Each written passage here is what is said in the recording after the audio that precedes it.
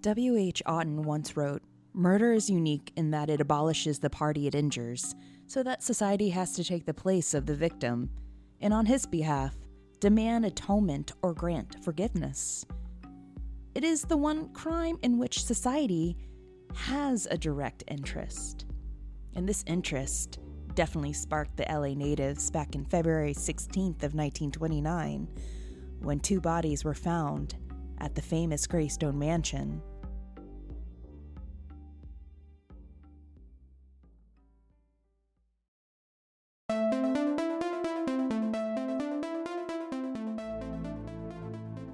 There's a mansion in Beverly Hills that left LA in the late 1920s shook. What happens when you mix oil, money, scandal, murder, and even lust under one roof? You get the Greystone Mansion. The Greystone Mansion was once built and owned by the famous Dohenys. It's a Tudor revival mansion known for its gray stone that lays on a landscape estate with distinctive formal English gardens. But what it's most famous for is a murder mystery that happened on February 16th of 1929, when the bodies of Ned Doheny and his assistant Hugh Plunkett were found in the guest bedroom of the mansion. Possible murder-suicide? Or a crime of passion? Or was it something more? The paranormal aftermath. Find out what ghost resides behind the gray stone of the Greystone Mansion after I took a tour in 2009 with my sister. And is this the murder mystery that would finally bring Bryce to actually be a part of a seance?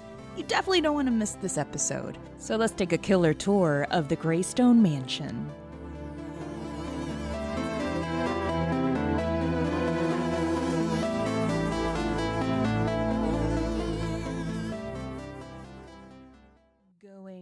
We're doing it. Hey guys, it's about damn time. Woo! I know. We're just too busy adulting. Is that what we would call it? As I sprawl out crying constantly. But adulting, but being extra as fuck, right? Yeah, you know, life is about balance. You gotta keep your shit on lock, but be a huge baby about it while you do it. Exactly. We've been very busy, guys. Bryce has been showing off his talents on the North Hollywood stage. Yeah. Not porn, I swear. And I became a puppy mom. Oh, she's so cute. She's is not happy right now, though. No, she's not. She's not living her best life. In the background, she's still in the middle of crate training because she's like, I run this bitch here in this apartment. Yeah, they really, they think they're... You gotta teach him who's boss. Yes, you gotta teach him who's the alpha. It's fun, but, whatever. Sorry, guys. I have to disconnect my phone from my computer. Oops. Oopsie. Since the last time we got a review, it was called Amateur Hour. Yeah, that's fair. Yeah, because they heard a lot of dings, and apparently we're a podcast that is based off of reading Yelp reviews. Yeah, that's fair. Yeah. Know your brand. Also, I don't care what you say. Random stranger. Like, it's fine. Ugh. That's what we do. We're just a podcast based on Yelp reviews and ghosts and true crime in Hollywood.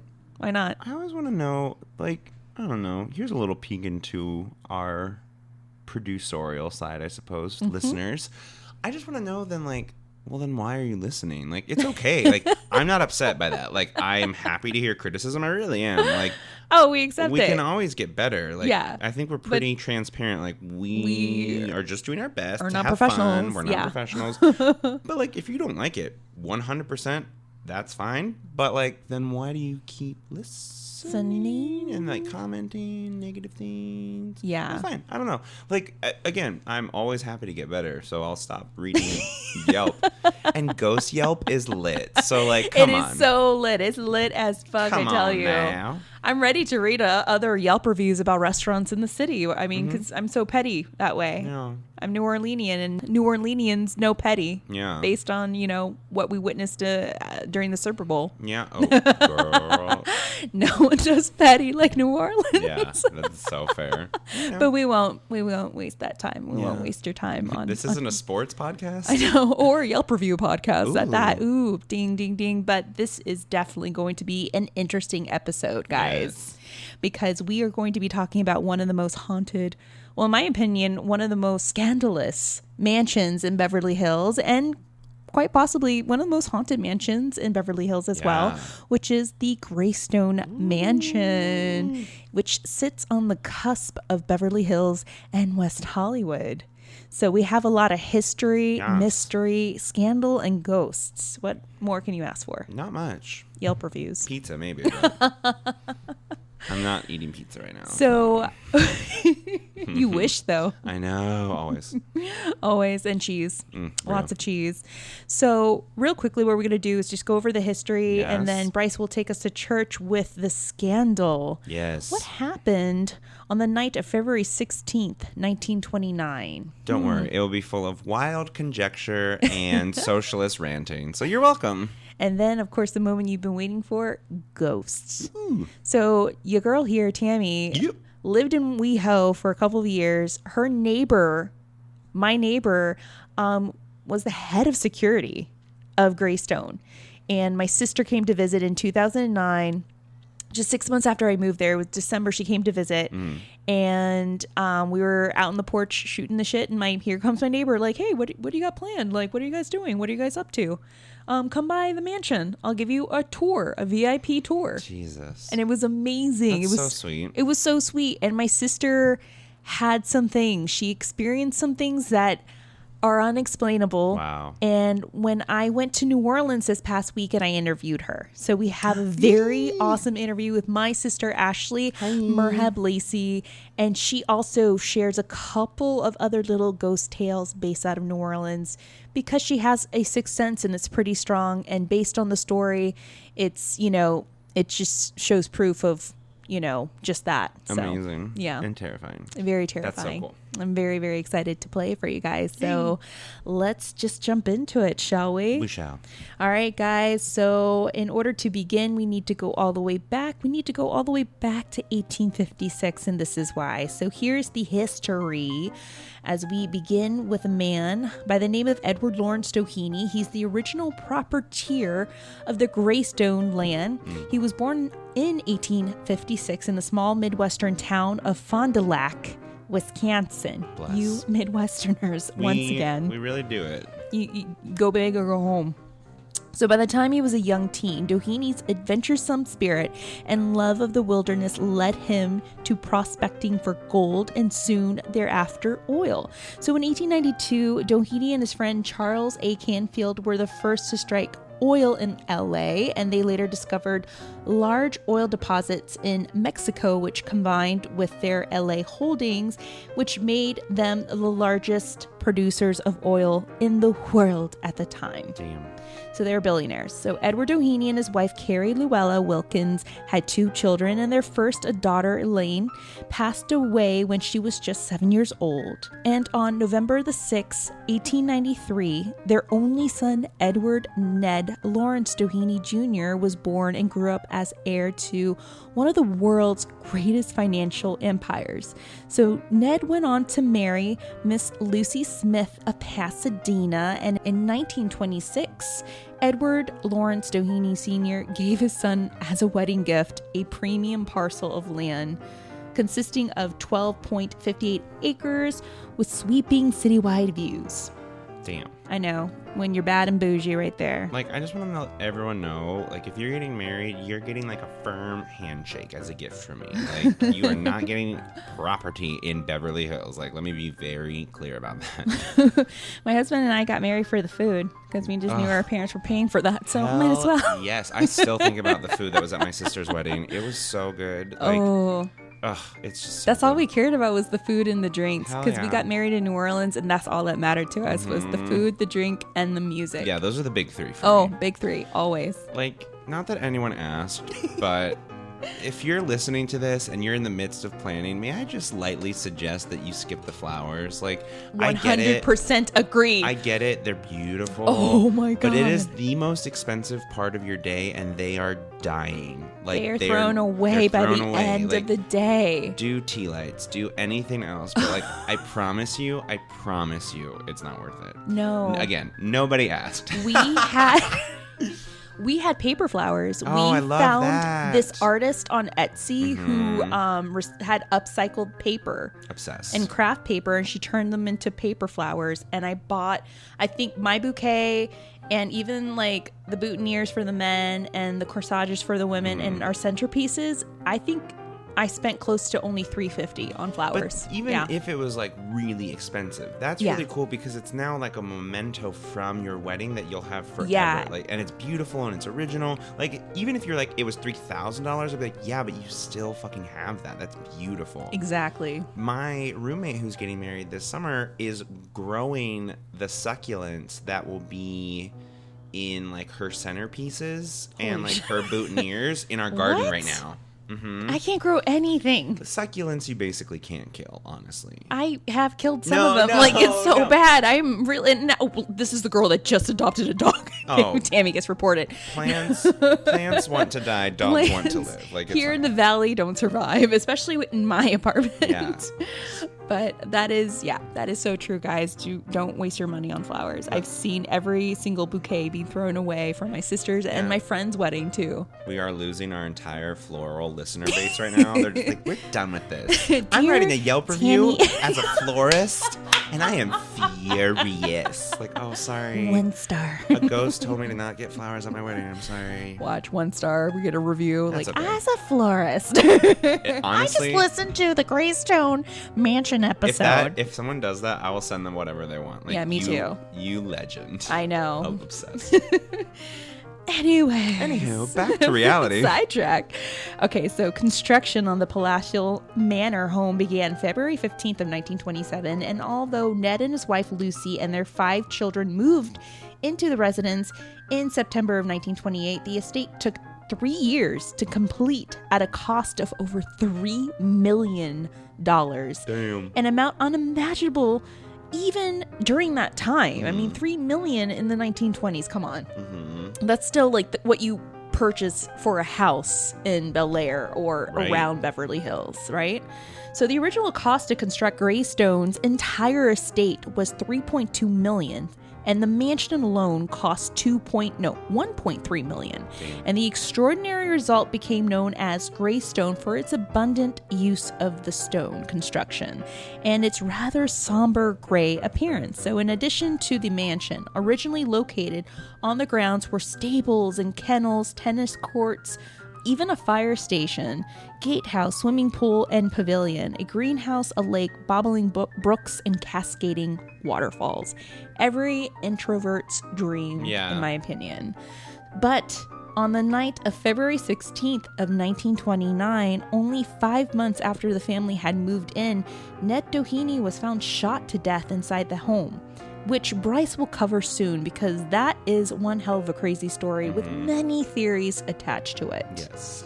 So, Lucy continued living in the Greystone after Ned's death until 1955, after which she and her second husband, Lee M. Batson, sold the majority of the original land to the Paul Trousdale Corporation, developers of Beverly Hills' prestigious Trousdale estate homes.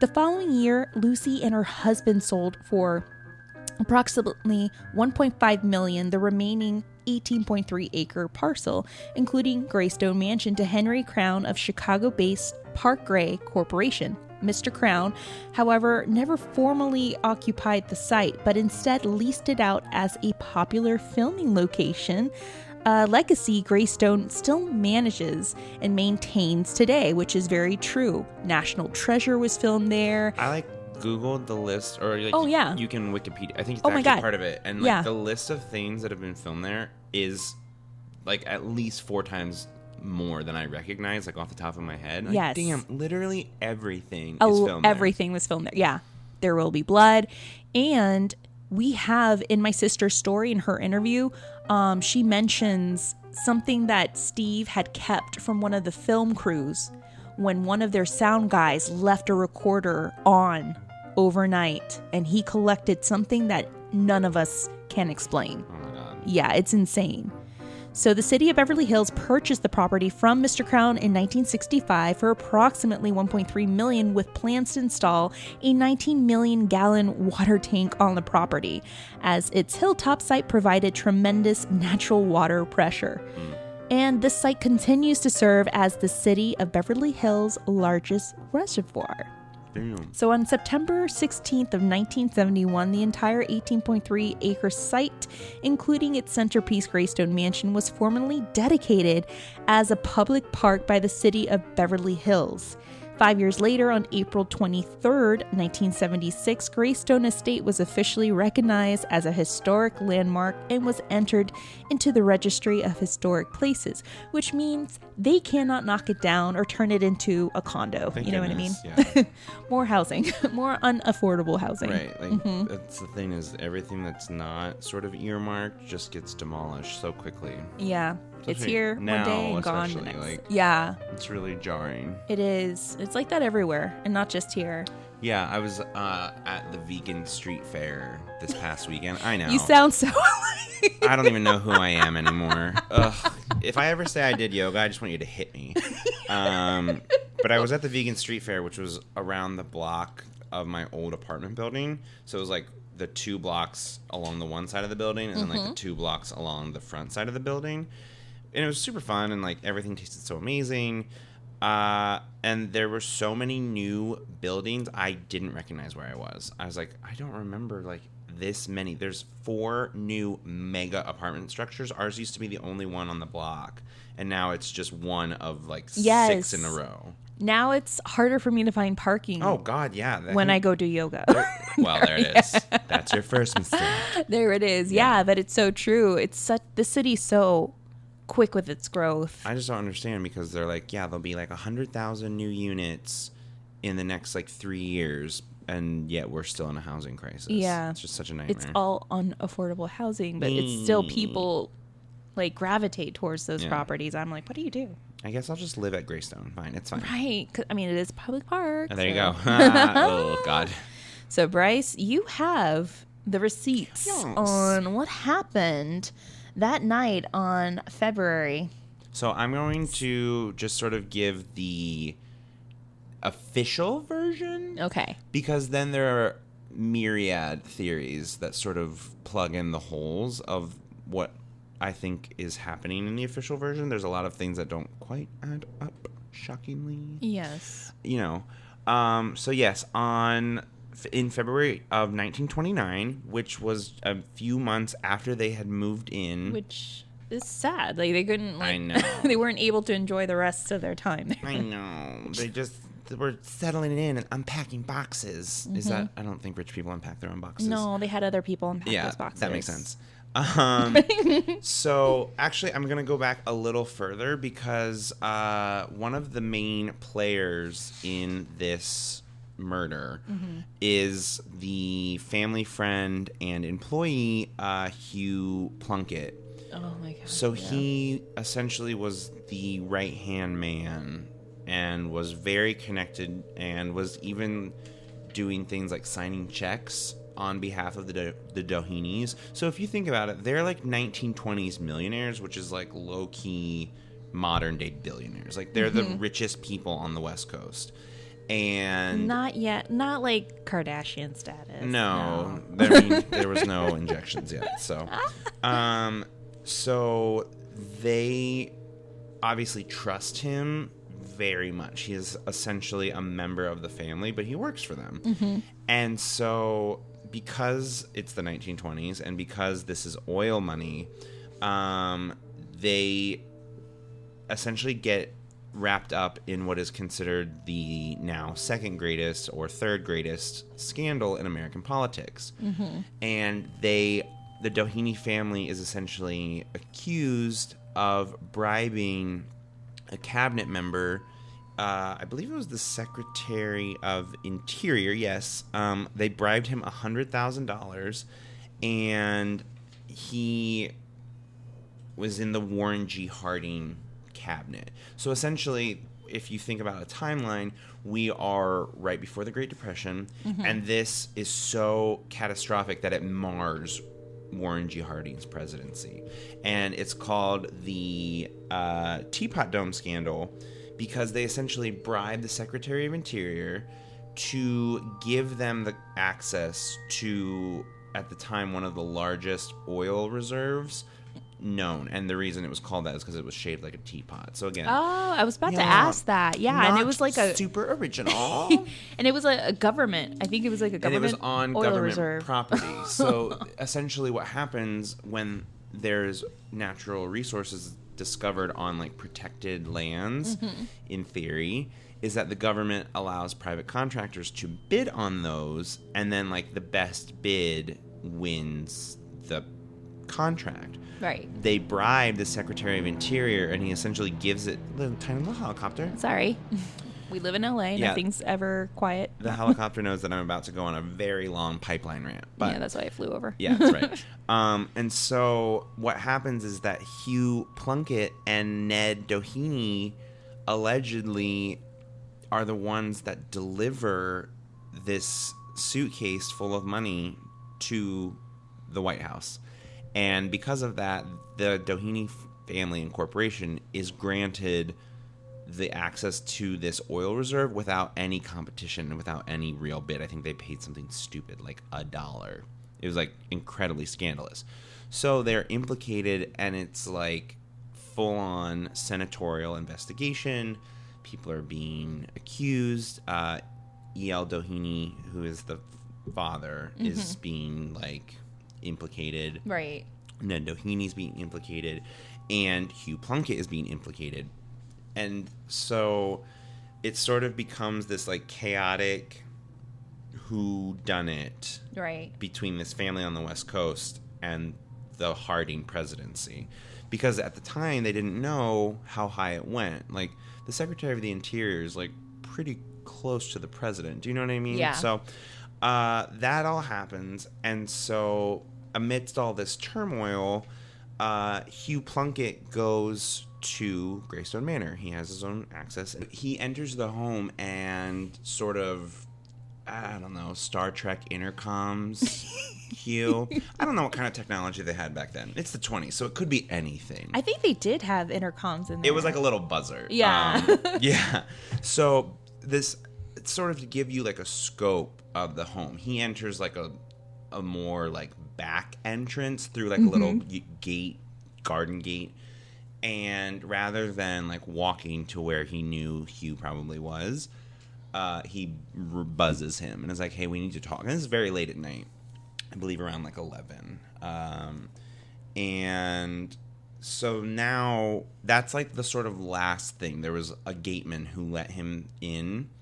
And that's sort of like the last sort of known whereabouts that we know from an outside source, because the rest of this testimonial and like what we are able to piece together is from Lucy Doheny. So she is allegedly sitting by herself reading in the library in a separate part of the home, and she hears a gunshot. She then calls the family doctor, and he comes, and he's nearby. He's at like a theater in Beverly Hills, so he like sort of drives right up the hill, and he and Lucy then start exploring the home looking for the source of the gunshot, and they see Hugh come out from the room in a separate part of the house, and he's allegedly very frantic, and he has a gun in his hand. Oh, wow. And then he runs back, slams the door, and they hear a second gunshot. When they open the door, he has killed himself, is, again, the official story. And this is what's reported by newspapers, you know, the next day. This is sort of what the official police report. And it's actually not until 2 hours later. So that occurred around like 11:30. Around like 12:30 or midnight, the police are finally called based on the phone records. So that's like a solid 2 hours that we have only based on like this woman's word and this like doctor. Also, during this time, several of Lucy Doheny's relatives who lived in Beverly Hills had been called before the police and had shown up at the home. And they don't know who called them, quote unquote.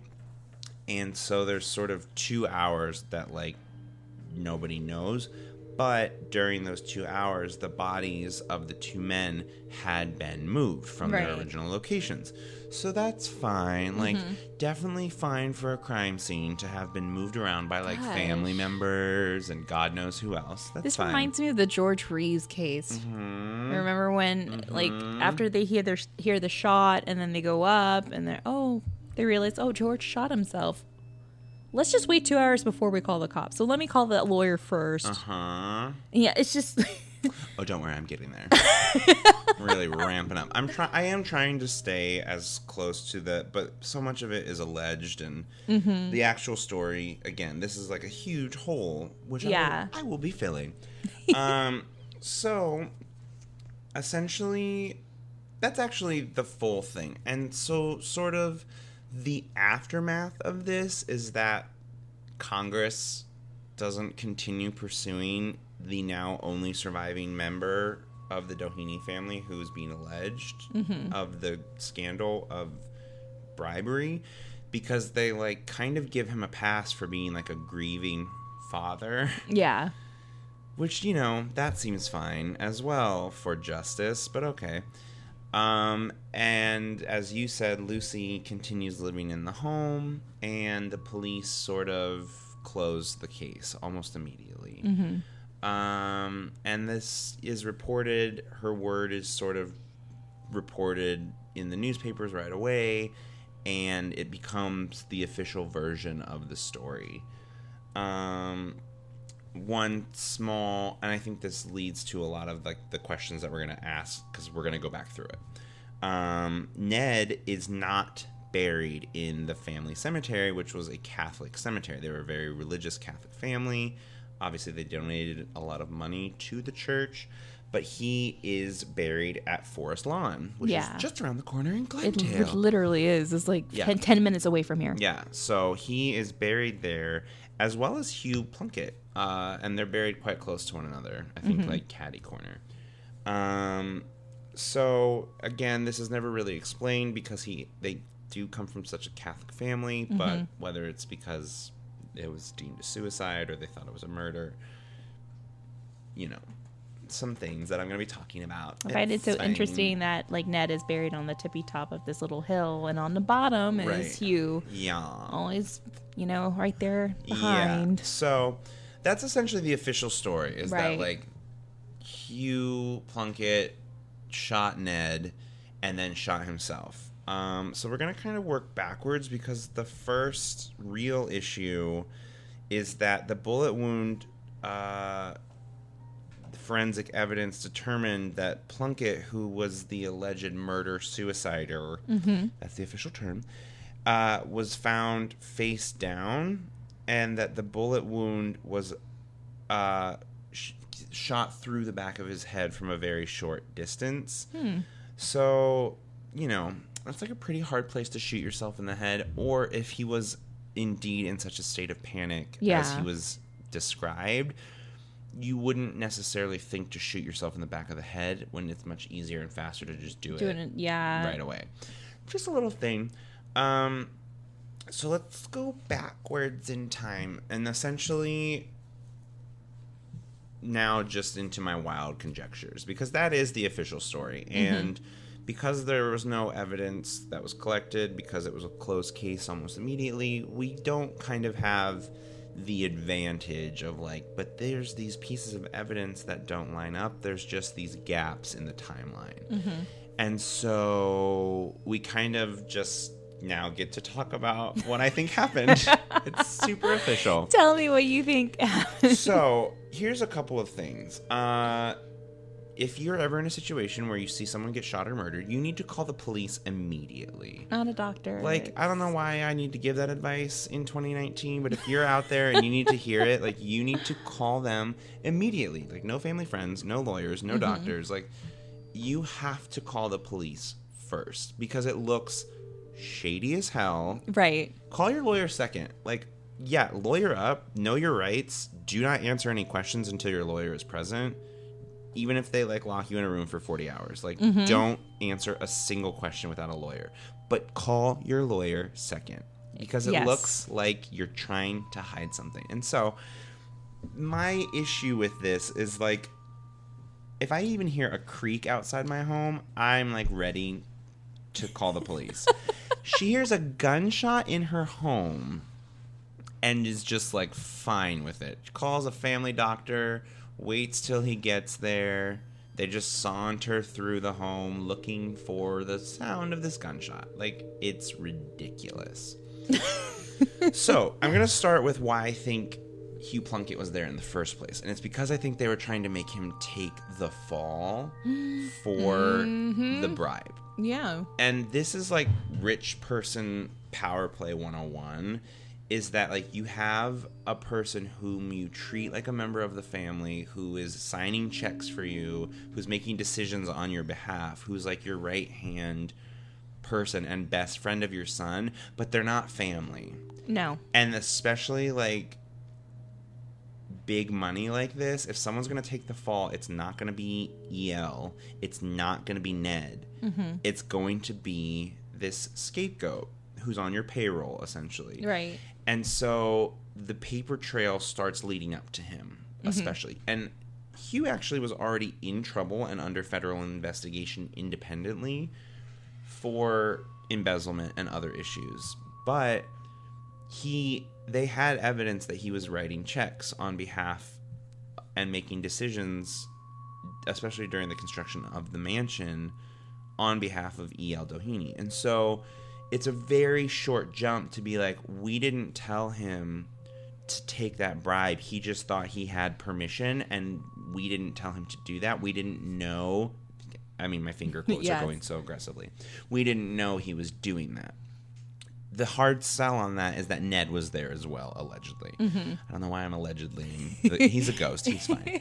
And so I think it starts becoming very clear to Hugh that he's going to be the scapegoat. And then so he shows up to get Ned to knock it off, essentially. And I think he knew that the father, that EL, wouldn't budge, that like probably that was his plan, or his idea, but that Ned, as his best friend, would maybe be a little bit more sympathetic. And so I think that's why he was there, because they had been subpoenaed at this point. Yeah. And so they like have to show up. It's like do or die time.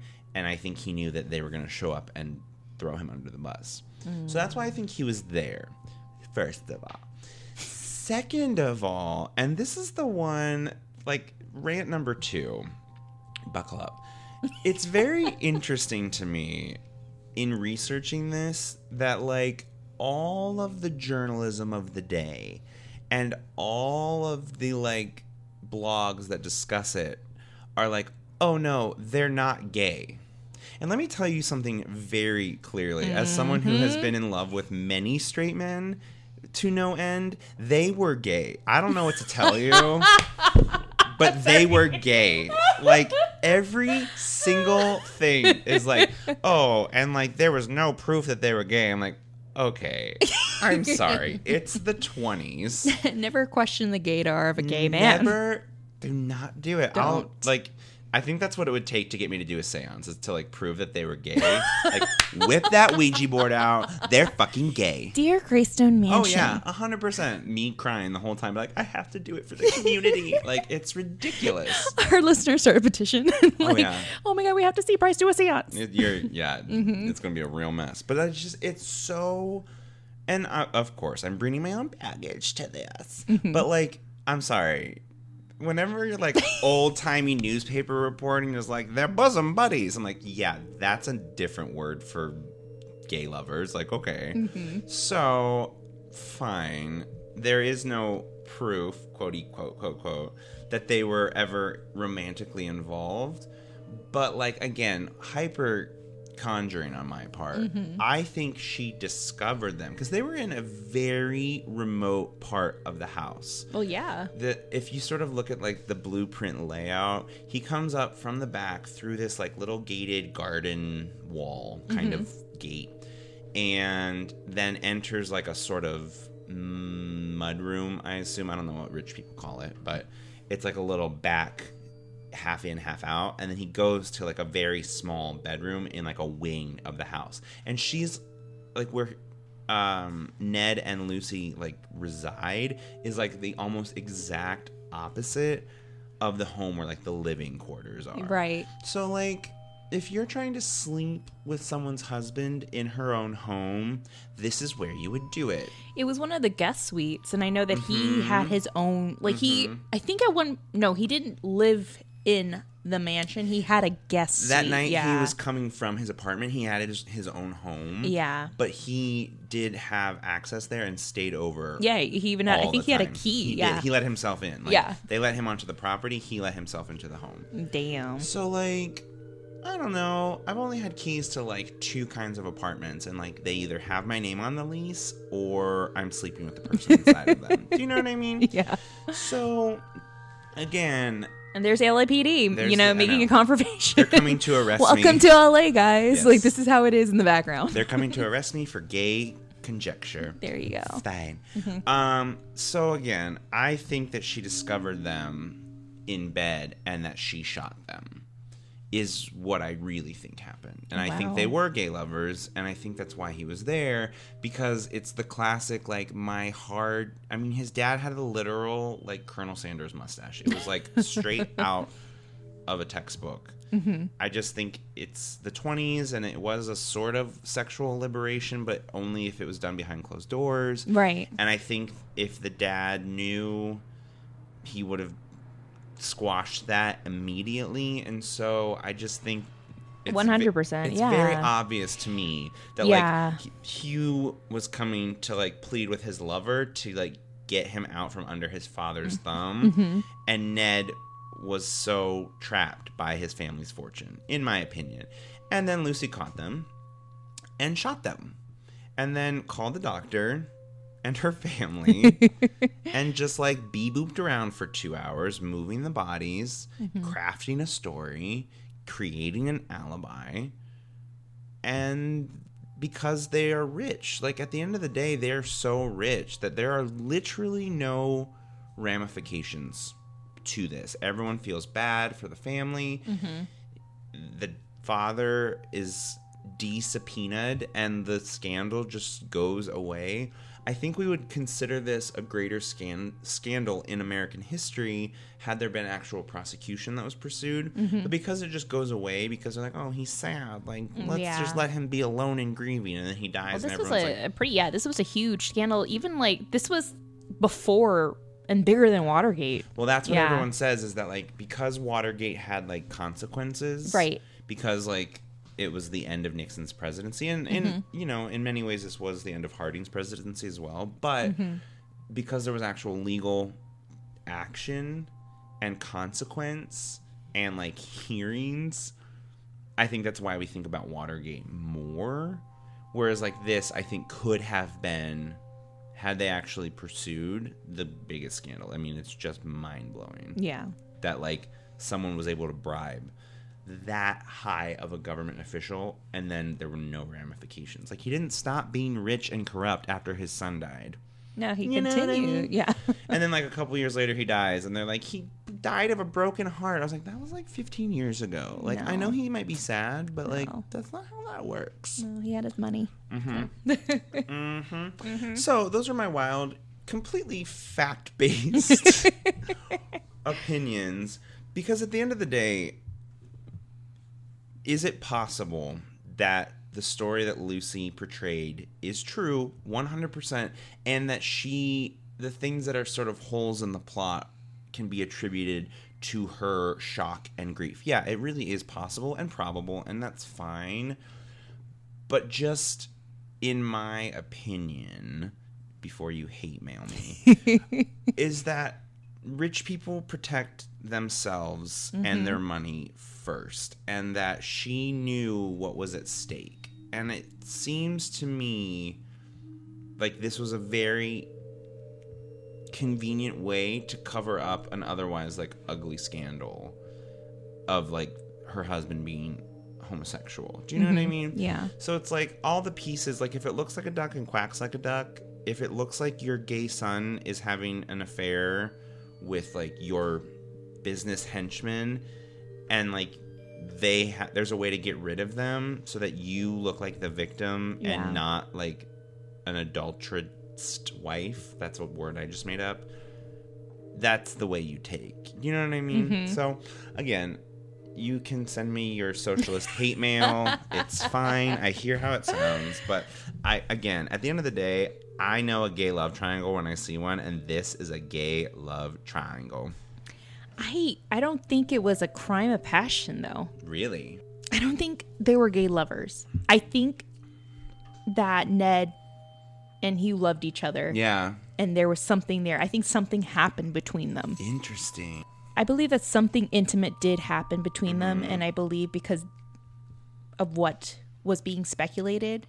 And I'm sure, EL sat down with little Ned, was like, son, let me tell you about our family, and let me tell you about the press, and let me just tell you, like, to not put your dick in everything right now. This shouldn't be happening. You need to cut it, and you need to cool it.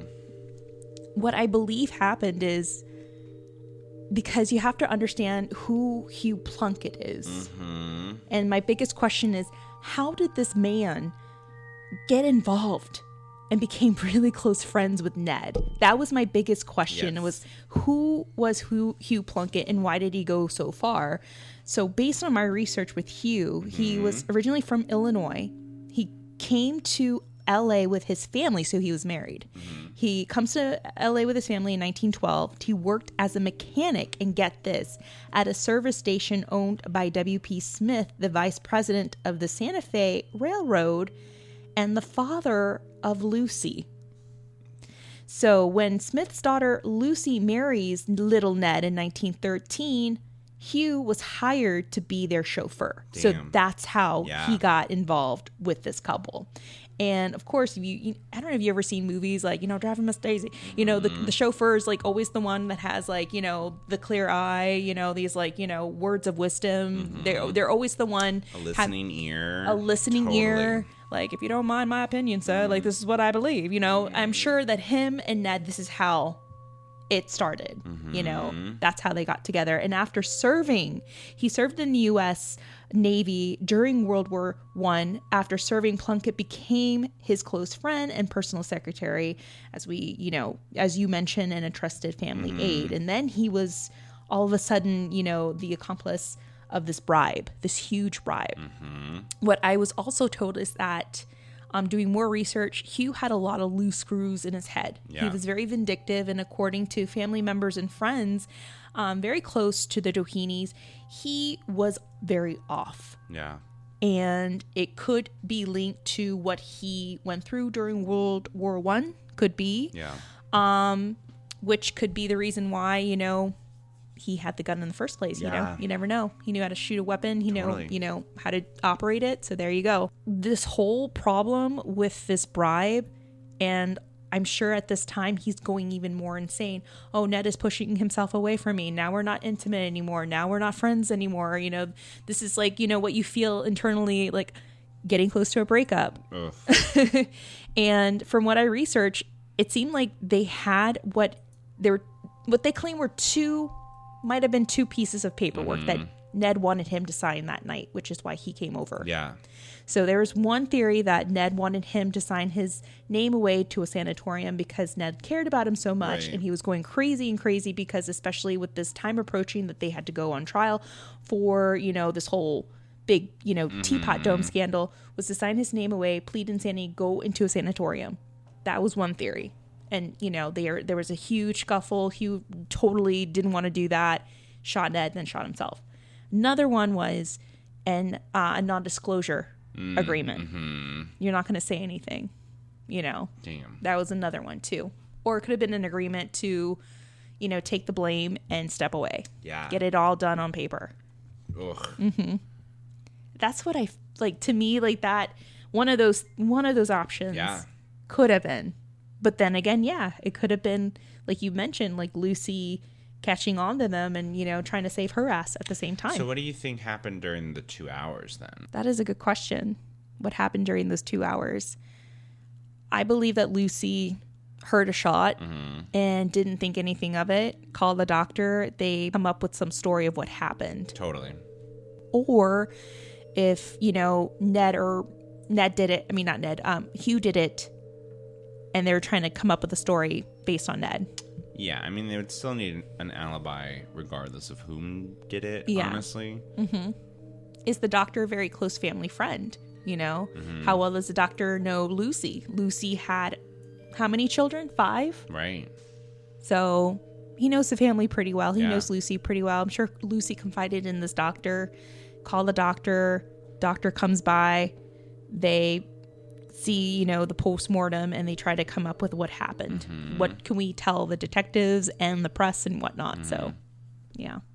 Yeah, and I just love that the family shows up too. Yeah. I'm gonna just keep calling people. Like, third cousin, let's go. Should someone call the police? No. Well, that's how it is. Like, when something happens with these celebrities, call my lawyer, call my manager, call my publicist. Call my publicist. Those are the 3 people. Yeah. My publicist, manager, and lawyer. Call them all 3. Yep. Yeah. How to get away with murder. How to get away with murder, Hollyweird style. Yeah. What do you think happened? Yeah, I think there definitely is an element of, the business side of it creeping in. I think we know he was there to sign paperwork. We know he was there to talk about the allegations and the trial. And so I think it's just all like a stew of like which impulse wins out in the end. The like loyalty to family, the loyalty to self, the loyalty to your best friend / lover, the loyalty to your wife. Who knows? Like, at the end of the day, I still think that Lucy killed them, and the only reason I think that is because of the gunshot in the back of the head. Because it just doesn't happen. Like, you don't shoot yourself in the back of the head. Right. It would be, if you think about how you're holding a gun, it would be so unnatural if you're in a like chaotic state. So that's the only reason why I think maybe who knows? Maybe she walked in and he had the gun and he like reacted. Like, that's definitely possible too. I don't believe that she's as innocent as her story. Yeah. You know what I mean? Just like, seems too clean. I was reading in the library. Maybe this is about me again because, like, I think they're gay. That's my gay baggage. No, She's I reading agree. at 11 o'clock at night. That is too late. like, go to bed. Like, get your beauty rest, girl. Yeah, like, maybe that's just you. Like, maybe. Maybe. Like, maybe he shot Ned and, like, dropped the gun and she came in and there was, like, a scuffle or something and she shot him in the back of the head. Who knows? I mean... Yeah, we'll never know the true story. Yeah. Oh, it's all embedded in the walls within that mansion, guys. And again, like, the official report was filed the next day. So, like, exactly. That's it. Exactly. All right, guys. So let us know what you think happened. Email us. Tell us your thoughts at hollyweirdparanormal@gmail.com. /Yelp. Write a review about us on Yelp. Hilarious. Not on iTunes. All right, guys. So we go into the paranormal aftermath. Yes. So first, I'm going to read the story of this woman's account that I found on Gula LA's story on the Greystone Mansion, and this was on their message board. So I'm going to read the story, and then I have an amazing story of what my sister and I experienced when we were given a private VIP tour of the mansion. So I interviewed her, and you are not going to believe how this woman's story that I'm going to read to you guys correlates with my sister's story. Damn. Yeah, it gave me shivers when I realized, oh crap, like they saw the same shit. So here we go. All right. I was visiting Greystone for a second time in 1992. I went with a friend of mine, Camilla, who had never seen it, and I was interested in taking a look. Unlike my first visit, the grounds were completely empty, no other visitors on this particular day. It was around 3:30 in the afternoon, a nice sunny afternoon, but I could not help feeling just a little creeped out. We strolled past a long bird bath and walked past a corridor of long windows. Peripherally, I noticed something, and before I could convince myself it was merely nothing, I heard Camilla say, and in a rather uneasy tone, "What the hell is that?" No. Okay, great. Now she sees it too. This was all the confirmation I needed to know I was not hallucinating. And what we saw was an eerie black figure floating very high near the top of the windows. It looked like the ceilings inside were very high, so this made it even creepier. The figure floated in a wavy fashion. I saw no feet, no hands, but a dark, long-looking robe, not unlike that of the Grim Reaper. It was just not a pleasant sight. Of course not. I can tell you that. It was just, whatever it was checking us out. No. Maybe, yes, maybe because we were on its turf, so to speak. I had a sense of calm, but it was an instinct to get away from wherever we were. I told Camilla to walk slowly with me, and when we reached the stairs, we nearly had a dual panic attack. Upon reaching her car, I had said that my brother told me that many films were, shot on this location, thinking what we saw might have been a prop or an effect. But Camilla then pointed out that if it were a film being filmed there on that property during that time, then where are the crew members? No other cars but ours were in the parking lot. Everything was just completely barren. Oddly enough, my brother told me that he worked on a commercial at Greystone, and he said that he felt an awful presence that made him never want to go back there ever again, no matter what the pay was. So the house itself is gorgeous, and it is sad that any tragedy occurred there. I know there are lots of folklore about Greystone, but what I saw was real. But wary if you visit the site. The groundskeepers have quit with fear, saying that they hear screams at night, which I like to comment no, because when Steve was living above me, he, told me that he loved this place so much. At that time, he was carrying 15 years working at the Greystone. That's how much he loved it. And he told me and my sister some pretty crazy stories. He saw his first full body apparition there. And I tried contacting him for the podcast, but I couldn't get a hold of him. Yeah, that's hard. So I'm going to play you guys my interview with my sister. She goes on to describe how we got, this awesome VIP tour with Steve, what happened during that tour, and also a little tidbit about what she has been going through with her her sixth sense, her thoughts on it, and how it's kind of carried on to her new house in New Orleans. So damn, be prepared, guys. So here it is. So start with your first and last name. So my name is Ashley Merheb Lacey, and yes, I am the controversial sister of Tammy Merheb Chavez. And I currently live in New Orleans, and I believe the year was 2009. I had planned my first trip to Los Angeles. I was super excited. I had a job, so I was actually paying for my plane ticket all by myself. I felt like such an adult. Oh my gosh. And so kind of I don't know. We kind of didn't plan anything when I came. I remember just nagging at you and saying, "What are we doing? What are we doing? What are we doing? Are we doing something now? Are we doing what are we doing?" And then you were like, "Ah!" And actually, I think it was the first actual full day that I was there. It was raining. And you had mentioned something to your neighbor who lived upstairs. What was his name? Steve. Yeah. So Steve apparently was the groundskeeper at the Greystone mansion, and he was so nice. He was like, "Yeah, if you guys just want to come for a tour, I'd be more than happy to have you. And probably it's the best day to come pay a visit because it's raining and nobody comes. No one comes here when it's raining." And I was like, yes. I think it was closed too, wasn't it? Because they were doing some sort of remodeling inside. They had the grounds open, but I don't think they had the interior open, right?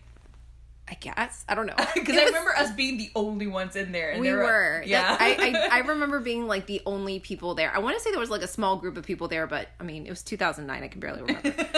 Anyhow, so I remember we we met up with Steve at Greystone, and he was the nicest person ever. Hi, Steve, if you're listening.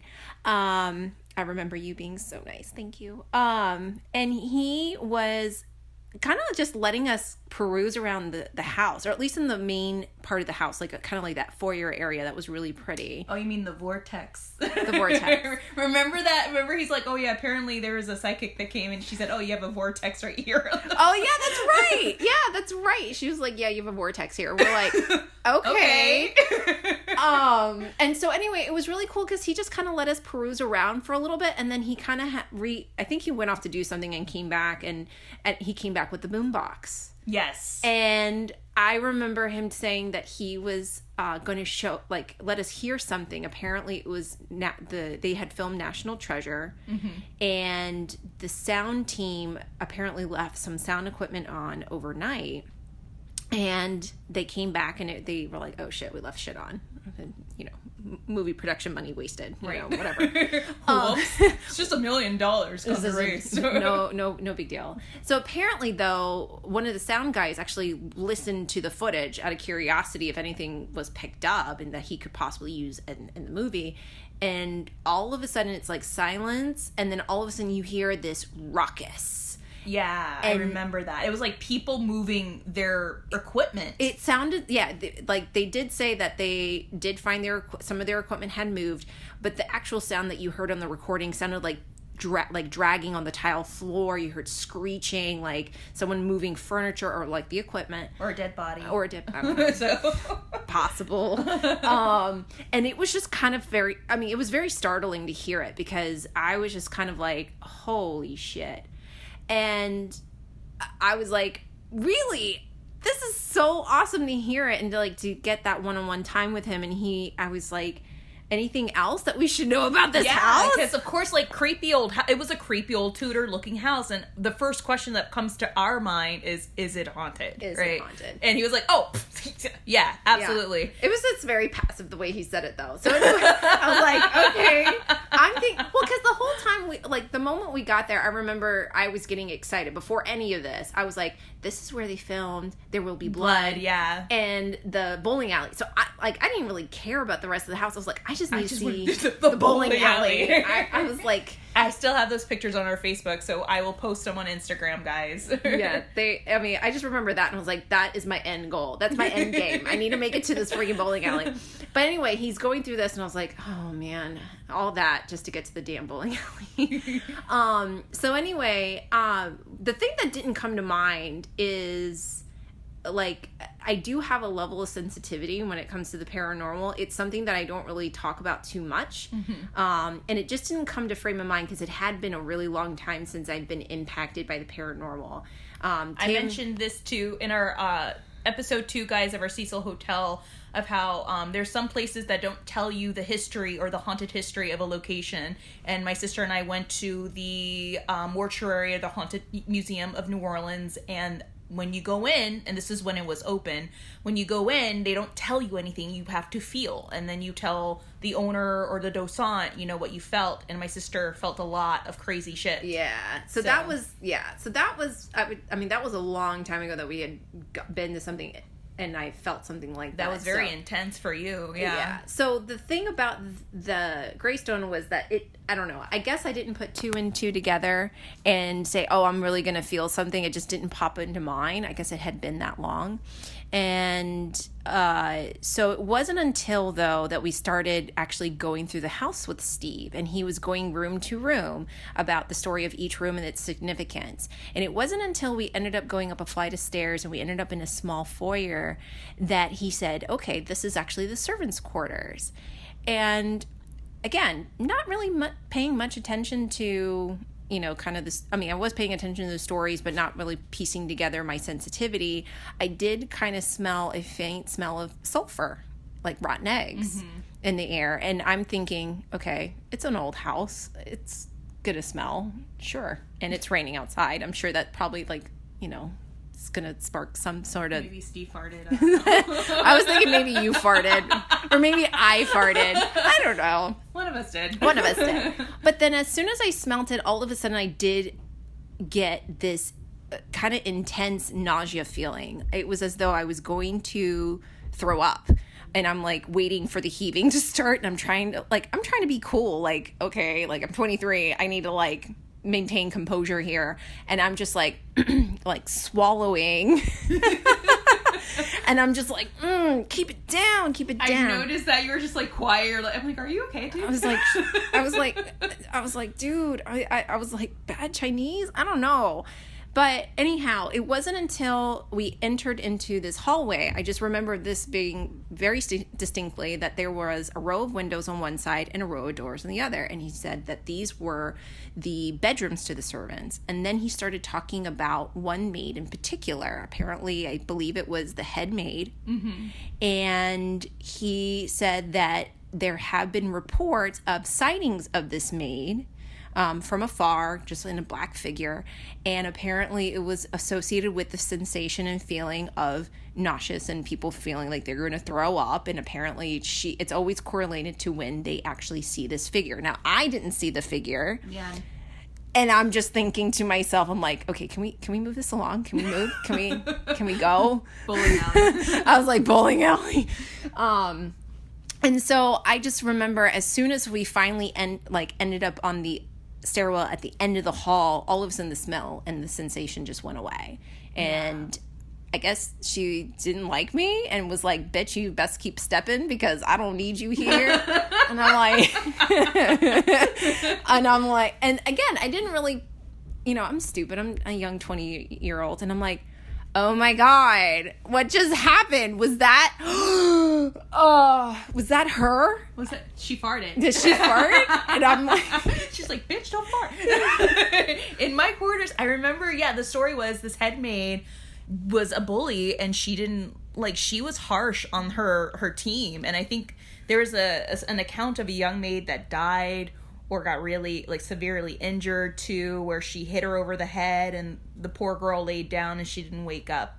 Could be wrong, but I remember this old head maid was the head bitch and she just was a bully. She was the HBIC. Yes, pretty much. Yes. HBIC. So was that your only paranormal experience there? That was the only one, right? That was the only one there. I didn't get, aside from hearing the recording and the boom, I just thought it was funny. I was like, dude, it's a boom box. Whatever works, I guess.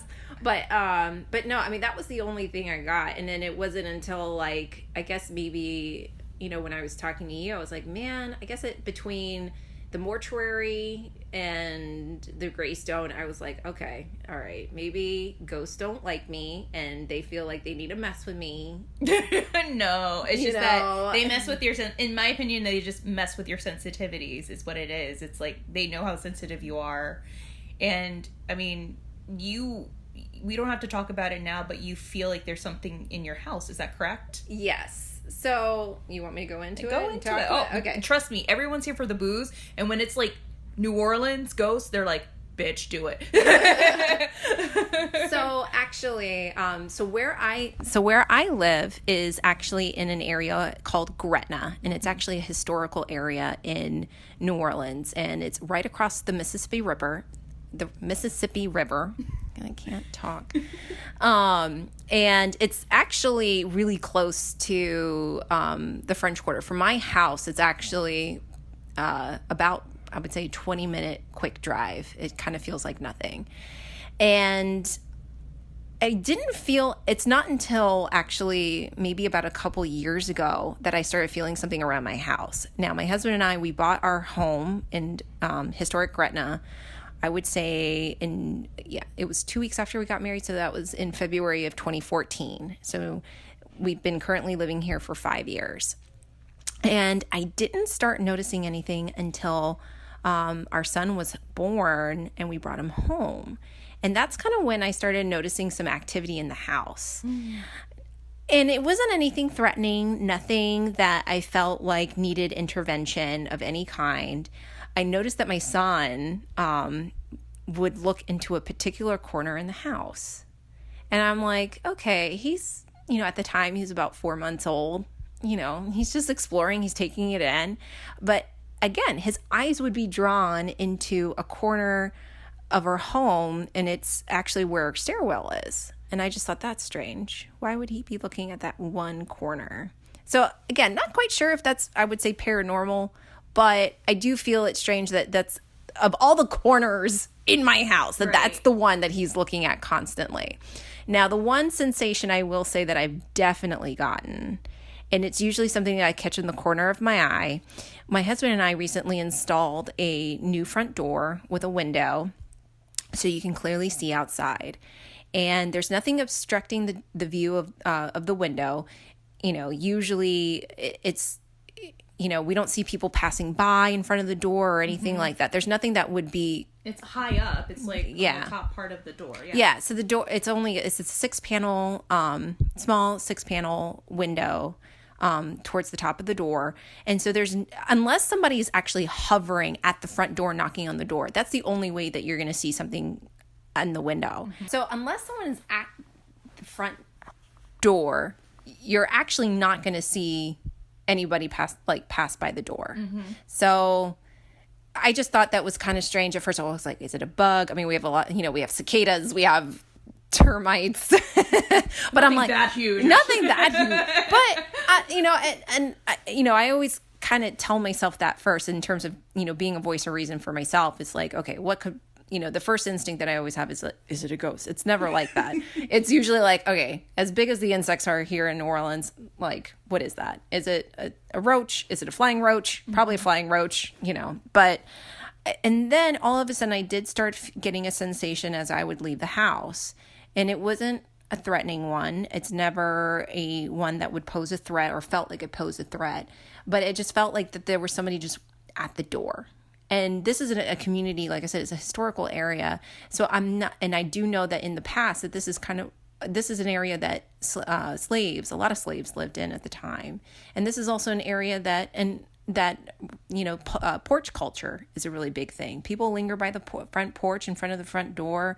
This is an area that people, you know each other, and they kind of watch out for each other. And that's kind of the sensation that I got whenever I would be on the way out and I would just happen to see this, you know, this, like I said, this kind of movement by the front door. And that's the best way I can describe it. It's more of a movement, not like a distinct object or figure or shape. It was just more like somebody is moving in front of my front door. And it's always on the outside, right? It's always on the outside. Okay. And that was something also I know that you kind of have to put yourself in a frame of mind to where you have to exude some strength and say, like, this is my house. Like, you may be friendly and you may be nice, but with the sake of my son, this is something that it's more like you need to stay outside. Like, I own this. Yeah, and that's good that you do that. Can you tell them what's up the street from your house? The historic, you have the historical houses down the street. Oh, yes. Yeah. So actually where we are technically still in historic Gretna, but the historic lines and where the state acknowledges the historical value of the area, it's actually 1 block away from us. And so where we're at is actually in the industrial area, and where everything is from our block until like a cute little town hall. And then we actually have a prison not too far. The police station's not too far from us either. But the front of the neighborhood off of Lafayette Street. Lafayette Street is actually where there is a very large cemetery. Yeah. And so you actually have to pass through the cemetery in order to get to the rest of the neighborhood. And it's definitely a sight to see, because these are the cemeteries that you would normally think of when you think of New Orleans, which they are above ground. They are intricate and very elaborate. And you know, you can't bury your dead underground. You have to bury them above ground. Yeah. Otherwise, they're going to end up in the Mississippi, and you're like wondering, well, what the heck just happened? What happened to Aunt Karen? And so there's always people, and that's the other thing too. A lot of people who live in this area, they don't tend to move. These are people that have been here for a very long time. And the people who live here, especially in the historic designated area, they are people that have inherited their houses from their parents, from their grandparents. And so these are people who have been here a very long time. They have a lot of history. And also the homeowners association here is really aware of that. And so they like to have home tours that you can go and actually, with the permission of the people here, you can view their homes and, understand a little bit more of the history of their family and the history of the house. And it's funny because when houses go up for sale, it's very few and far between that they do. And if they do, they are gobbled up very quickly because this is kind of a best kept secret in New Orleans. It is, in my opinion. It is, yeah. It's very, and that's the other thing too. It's very family oriented. We have 2 really great schools and, close by. And like I said, the police department, I can literally see it from my front door. Mm-hmm. And I love it. So I feel safe. I feel safe. And this is a great area actually for my son. And in a way I do feel, like I said, I feel very secure in my house. I don't feel like there's anything threatening. And that's not the kind of people that are here or have lived here. People here, like I said, they're out to watch out for each other. They're always on the lookout for things that are out of the ordinary. And that's kind of the sensation that I get with this movement happening in front of my door, is that we got someone watching out for us. And that's great. That's awesome. They just need to stay outside.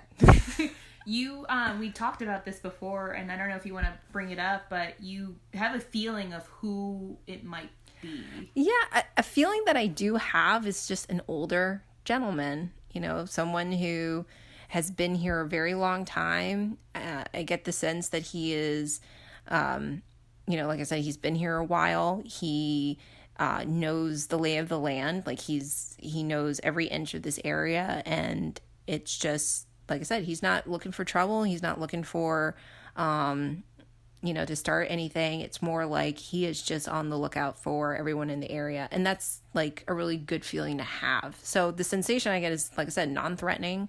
It's not somebody that I feel like is out to harm me or my family or my dogs. Oh my God, I'll cut someone. If they hurt your dogs. So you see my sister posting pictures of her dog. I have 3. So I have 3 dogs. I posted it on our Instagram story of the circus. Of a little rose feet and then the 3 puppies. Yes. So that's my circus. Yes. But yeah, and I mean, like I said, this area has been really good to us, and I feel like even on the paranormal level, we're being taken care of. So that's good. That's a good feeling to have. Do you have a little message for people that have your sensibility on how to go about it? Because there's a lot of people that have it and they don't know how to, I guess, deal with it or control it. It's not something I can say that you can control, because if it happens, it happens. I think it's really good to be aware of your sensitivity, because like I said, in the Greystone mansion, I did not put 2 and 2 together. And I'm the last person to make the association of paranormal, because I'm more of a logical thinker, in the sense that my first gut instinct is not to think of, okay, I'm having a paranormal experience right now. That's good. Yeah. I always like to think of, okay, let's get in a rational frame of mind here. Are there bugs around? Are there things around that could obstruct my judgment or obstruct my, why am I getting this feeling? Why am I getting this sensation? And if everything rolls out and it's like, okay, maybe there is something out here that is, I don't want to say messing with me, but giving me a sign that they are here and they want me to know, then that's the takeaway, is there's something here that wants me to know that they are here and that they are present. I never want, I guess I'm naive in the sense that I want to think the best in people and the best in spirits. I never want to assume that someone is out there to get me or out to harm me in any way, shape, or form. And so for anyone that's listening, anyone that feels like you get these sensations, I don't think the first thing to do is panic. It's kind of like dealing with a dog. You don't want to panic in front of a dog, because all it's going to do is want to jump on you. And,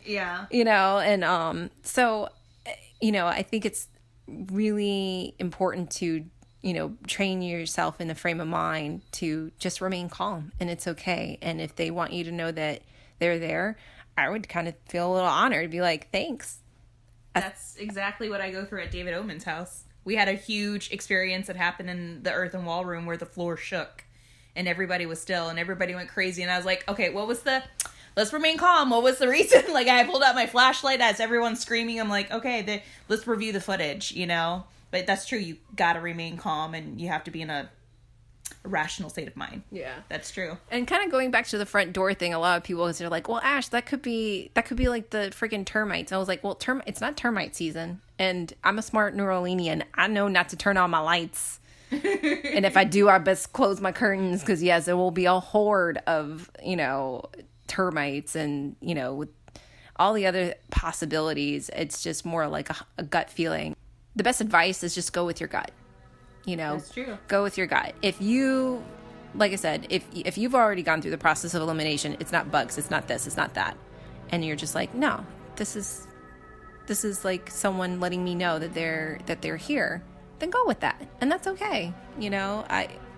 I don't really try and ride this train that I'm like, I can see spirits. I see dead people. I am haunted. It's definitely more of a feeling. And if that's what you have, then, that's okay. If people think you're crazy, let them think you're crazy. Then they're insensitive. And be like, whatever. You're never going to know what I know. And just call it done. Well, thank you so much, Ashley, for chatting with us. Do you have anything else you want to say? Any last words? Know it till you die.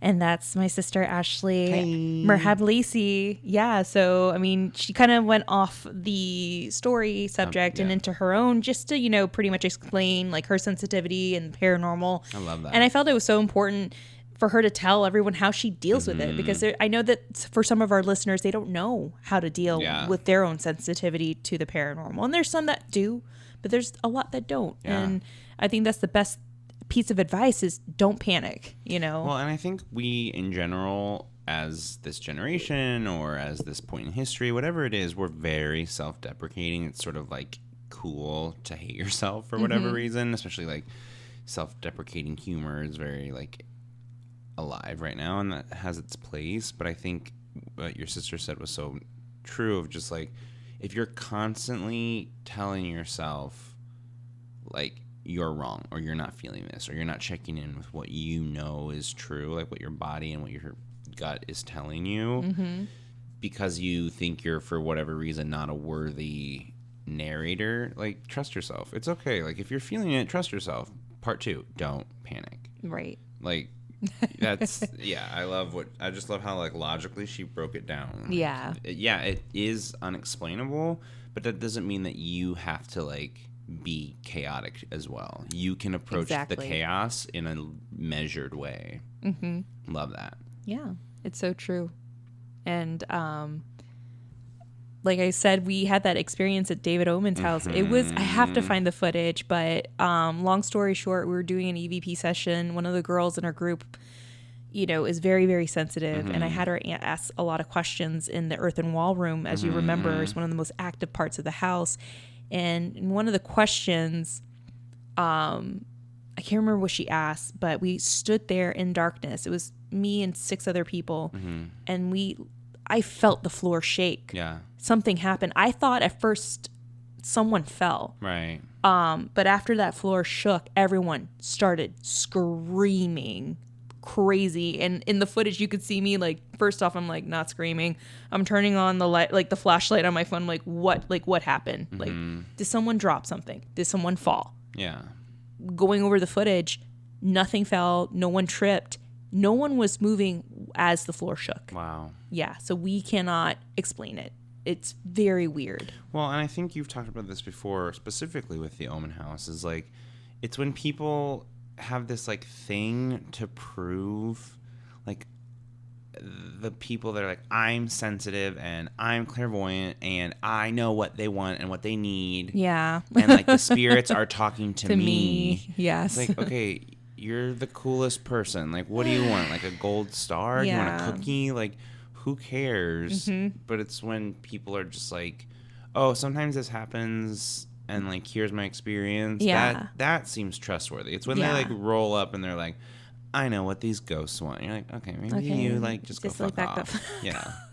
Especially at the Omen House, people that as you've talked about before, like try and challenge him about like, no, Yeah. that's not what they want. There have Like, been people that have gone in there and challenge David. not that he's the only one who has a say, but No, like he but does he's live there. He's been living there for close to 20 years. Yeah, and it's then, just, like, you I've know. witnessed these people, like, tell him, no, you don't know what you're talking about. You don't know what you're listening. You don't know what you're doing. And he's like, fuck you. Get the fuck out of my house. Yes, I do. Yeah, it's insane. But moving forward with activities in houses in this particular mansion, speaking with Steve, he's felt and seen a lot of things. Damn. Working there for 15 years. I mean, I asked him, I was like, Steve, what have you heard? What have you felt? What have you seen? He's like, oh, let me tell you, I've seen my first full body apparition. That part where my sister starts to say, oh, we went to the stairwell at the end of the hall. Well, as we were going down that stairwell, it's like kind of winding down. Looks like a little like spiral staircase. And I think we're about to hit the bowling alley finally. And then we stop in the middle of the stairwell and Steve tells us, okay, this is where I saw him. And I said, oh, you saw the apparition? He said, yes. I'm closing up. I'm doing my walkthrough. I go down the staircase. Yeah, be prepared, Bryce, to scream. He says that he is hitting the staircase and he sees this man just standing in the middle of the stairwell, just staring off. And he's like, oh, sir, we're closed. Do you need me to escort you out? And the man is not responding. And so the man starts going down the staircase, but he notices, one, the man is, see-through. And two, he's in a period tux. Like he's in a butler's outfit with gloves and all. Damn. And he is going to work. And by the time he hits the bottom level of that staircase, he disappeared. Bleh. And this is... Yeah, so this is from Steve. Yeah. This is what he claimed to have seen. Yeah. And I believe him because, I mean, he's worked there. He knows the layout of that whole mansion. Yeah. I mean, and he loves working there. He's not scared or anything. He's like, no, I love my job. I love this place. I respect it and whatever else is here. Wow. But that whole story of the woman and her friend Camila and what they saw correlates to what Steve described to my sister. People feel this feeling of sickness and they've seen this dark, tall figure floating. Don't like that. Yeah, so I do not like a lot that. of people, like what he believes is the maid. The maid is still checking in on people. When she said that it was like checking, Yes. I got like chills. I was Right. Like, oh, gross. What are you doing on my turf kind of thing? It's like, fine, if you see it, that's one thing. It's when it looks back at you. Mm-hmm. I don't really handle that quite as well. Right. And he mentioned that there was a famous psychic, can't remember her name, but she went through the mansion. She claimed that on if you see pictures of the mansion, there's this beautiful entrance, this corridor, it's checkered, and then you go up the stairs and there's like this little wall by the stairs where she claims is a vortex, apparently. And in one of the rooms you can hear, this is based on Steve's account, you can hear children running and laughing. Oh, that's terrifying. The guest the guest suite that used to belong to Hugh, people get an angry feeling. Oh, interesting. Very angry, panicky. People get headaches. So yeah, that's, based from his accounts as well. That's crazy. And especially someone who's been there for so long, like he certainly has enough of the time being there to pull those experiences. Yeah. To be like, oh, the presence, whatever's there, is probably used to him. He's been around so long, so it's probably more comfortable showing itself. To him, yeah, and he respects it. Like he honors that place so much. Like when we would hear him talk about, the history of the land and of the mansion, like you could just hear the passion that he has for his job and for that property. It was, Yeah. I see why, he's still there and why they show themselves to him. Damn. Yeah, and like my sister says, if you have that sensitivity, do not panic. Also, side note on her story, I'm obsessed. Like, this is my house. You get to stay outside. Exactly. Yes. No me toques, right? Also, other takeaway, what is worse? A ghost at your door or a giant flying termite? Because honestly, I don't know which is worse. Termites, man, because let me tell you, especially in New Orleans, and I know everywhere else, but they fester a lot in that city. Yeah, it is no bueno to have termites. I know that's a pain in the ass, especially to our listeners who are house owners. Like, they're like, termites are the worst. I can imagine. Termites, mold, yeah, everything. Oof. Gross. You know what's worse? Being locked in a haunted museum. Yeah. Blink, blink, blink. I forgot to mention this, guys. So I was Blink, in New blink, Orleans blink, this blink. past weekend, which is why I had my interview with my sister. And our nephew was getting baptized in the quarter. Aw. And it's the same place where me and my sisters got baptized. So my niece was there present, and she's a fan of the podcast. So Cute. Isabel, if you're listening, Hi. hi, and thank you, babe. So Sorry that I said so many swear words. Don't tell your mom. my sister was having luncheon after the baptism at the Hotel Provincial, which is a haunted hotel, Sure. as you've seen in the BuzzFeed Unsolved episodes. Yes. So my niece and I, we did a little minor paranormal walkthrough of the Cute. hotel. And then she wanted to do more. So we went to Muriel's down the street. We saw the haunted dining room table, the little haunted table that they have on display. And then we went to Bloody Mary's Haunted Museum. We did a tour. I assume there weren't the Bloody Mary drinks there. No. Because I would go to a haunted place for a Bloody Mary. But you do pass the Oz Club on St. Anne as you're trying to go to Bloody Mary's. I'll just stop there. Yeah. But we did a tour and we did a seance. And then we continued the tour after the seance. And we continued the tour in Zach and Addie's apartment. And if you guys remember True Crime History in New Orleans in the mid-2000s, that was the big homicide case where Zach had murdered his girlfriend, Addie, in their apartment. Aw. And he chopped her up and cooked her Ew. in the oven, boiled her head on the stove, and they still have the oven in the apartment. And I know that we posted something on Instagram that, we don't like it when people make a business out of this. But for talking to Bloody Mary about it, it's not a business. Yes, she runs a business, but she does honor and respect them. Yeah, I guess there's a way to do it. She does, and the way she tells her story about it, she wants everyone to learn. She says that Addie still roams around the apartment, roams around her property as a way to protect, to connect with the females that go in and out.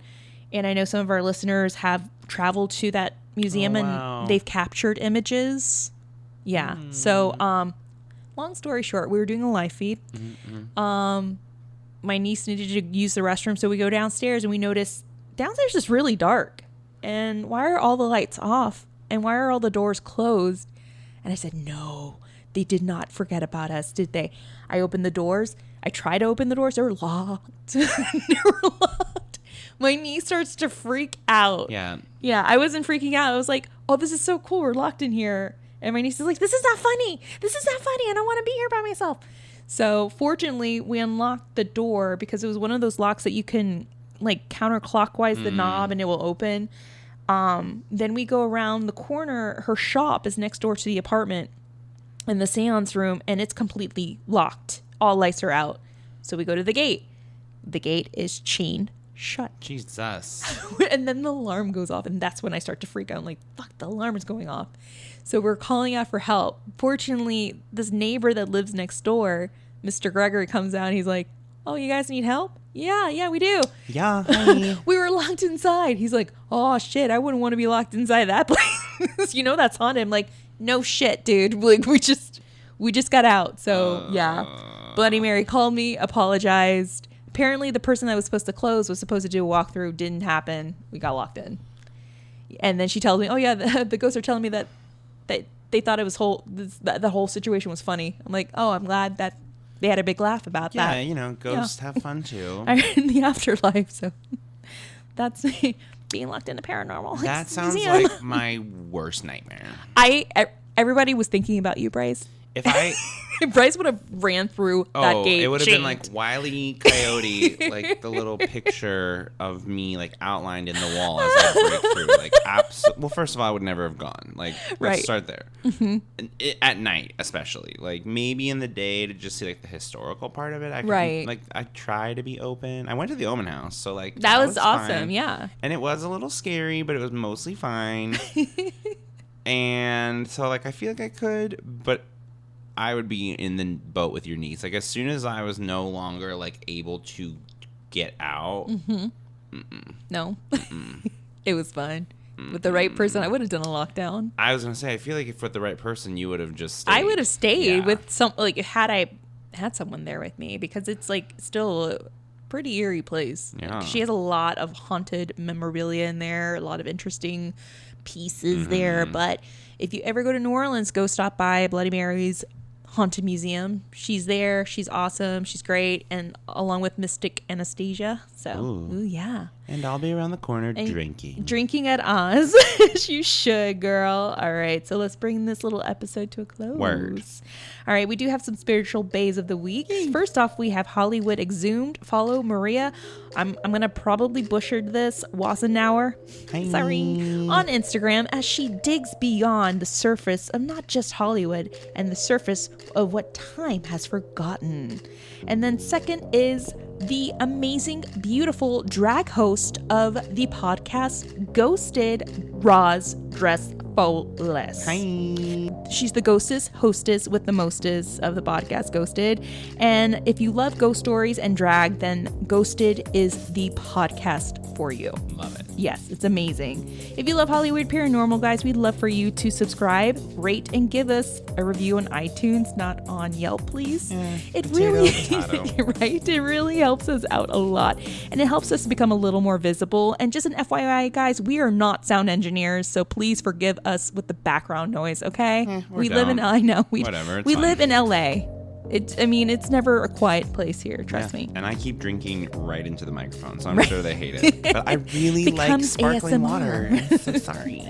Can't get enough of Hollyweird Paranormal? Then stalk us on Instagram and Facebook at Hollyweird Paranormal and Twitter at HWP Podcast. Have a story that you're dying to share? Then email us at hollyweirdparanormal@gmail.com. We've read your stories, guys, and we really do appreciate them. We'll be doing another listeners episode very, very soon because we love reading your stories. Bryce, not so much, but I like reading them. I don't like being woken up in the middle of the night thinking about them, but it's fine, Jonathan. All right, guys, catch up with our past episodes on Blueberry, Apple Podcasts, Google Podcasts, Stitcher, SoundCloud, Google Play, CastBox, Player FM, and Spotify. Also, this is just a little announcement. If you live in and around the LA area, and this is for our homeboy David Oman. David Oman is doing a paranormal barbecue ghost hunt on April the 20th. You know what that means? That's 420, guys. I don't know what that means. If you're interested in this amazing event, then head on over to www.theomanhouse.com for ticket info and more details. All right, guys? So, Bryce, do you have anything you want to say? No, but now I kind of want some barbecue. Oh, I know, me too. Always, though. Like, I'm always hungry. Girl. Fine. Girl. All right, guys. Much love. Stay Holly weird. Bye. Bye.